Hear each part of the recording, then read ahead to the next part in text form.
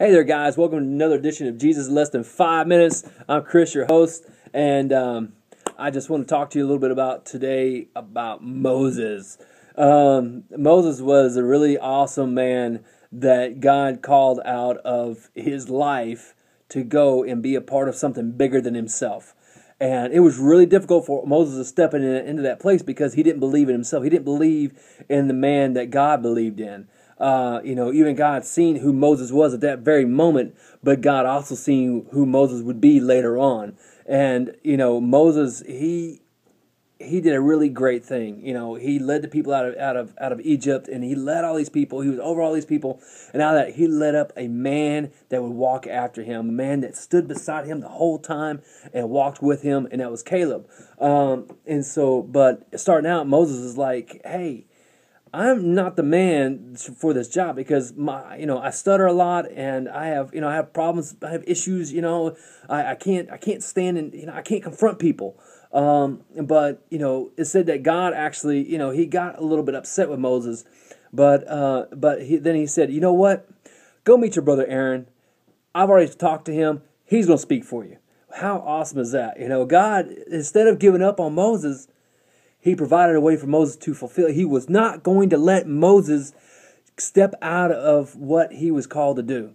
And I just love that about what God did, through that, because God wanted to use Moses. God could have done a lot of things. He could have came down and destroyed the Egyptians right then and there and said, you know what, this is all yours. He could have done it all himself because he divided the Red Sea, did all that. But no, he wanted to use Moses. And out of that, the children of Israel, they actually seen God work and seen how God really worked in his life and through them and all that God gave them. And God ended up getting the glory out of it, throughout the whole time. And so it was a really beautiful thing to see that. And I just really want you to take away from this message today that the message is, God has a calling on all of our lives.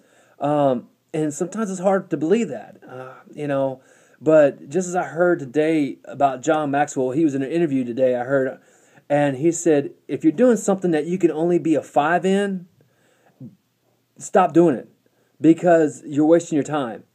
Go do something that you can be, be a 10 in. Find that one thing you can be a 10 in and go do it. And Moses was probably, a 7 or 8 in living in the desert taking care of sheep. But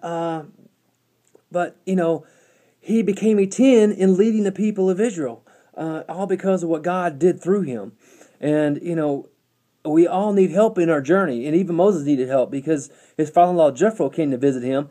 And he's seen what all Moses was doing. And he pulled Moses aside and he said, look, you're going to kill yourself leading like this.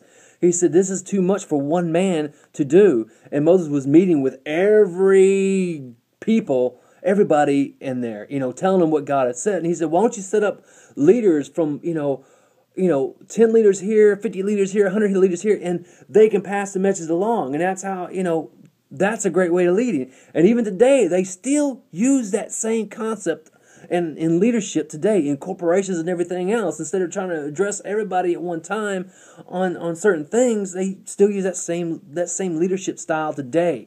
And so Moses adapted it and became so much better for him. But we've seen Moses, how he came out of that. And also, Gideon. Gideon was another man. He said, I'm weak of valor. I'm not a man. But God called him, oh, great man of valor. And I just want you to know that God, He sees you as you are, but He also sees you as you will be. And I'm just telling you today, don't give up on yourself. Don't give up on your dreams, because that's the biggest thing. God wants you to really focus on Him, and He's going to fulfill the rest. He's going to fulfill your dreams. He's going to do all those things that He said He's going to do. He says, I do fulfill my promises. And I just pray today, I pray for you, that you will be in a place that God can quickly fulfill His promises in you. And just as, God, He does. When I see my wife one day, as she was walking by, I looked at her and God told me, He says, do I not fulfill all my promises? And so out of that, God does fulfill all of His promises. It may be hard sometimes, but I'm telling you, God does fulfill all His promises. That is His word. And you guys have a wonderful day. I'm all out of time. And I will see you later, guys. Be careful. God bless you. Bye.